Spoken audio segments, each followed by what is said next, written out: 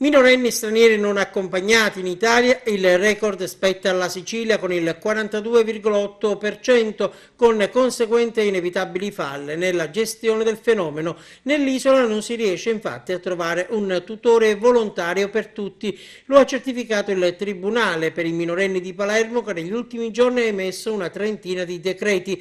Tutori provvisori sono stati nominati i sindaci, ai quali viene affidato anche l'incarico di trasferire i ragazzi in altre località del territorio italiano. La ragione? Consentire loro, senza adulti di riferimento in Italia, di trovare un tutore volontario che ne raccolga le esigenze e ne faccia valere i diritti. In Sicilia, infatti, i tutori disponibili hanno già raggiunto il massimo delle tutele assegnabili, oppure risiedono lontano dalle strutture che ospitano i ragazzi. Lo rende noto l'autorità garante per l'infanzia e l'adolescenza Filomena Albano, sottolineando che il primo decreto ha riguardato una 17enne nigeriana residente nel Trapanese. È un problema serio quello della concentrazione dei minorenni stranieri non accompagnati nelle strutture di accoglienza della Sicilia. Sono più di 5.700 su un totale in Italia di 13.300. Una criticità che tengo sotto osservazione e denuncio da tempo, evidenzia Filomena Albano, da ultimo in occasione della relazione al Parlamento a Palazzo Madama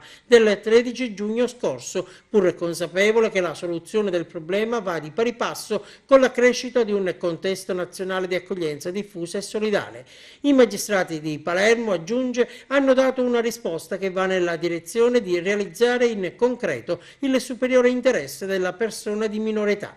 Resta però impellente l'esigenza che le istituzioni ora cooperino, ciascuna per la propria parte, per attuare strutturalmente un'equa distribuzione. Si tratta, conclude l'autorità garante per l'infanzia e l'adolescenza Filomena Albano, di garantire i diritti, le condizioni di vita, l'integrazione e il contrasto a marginalizzazione sociale e devianza di ragazzi vulnerabili.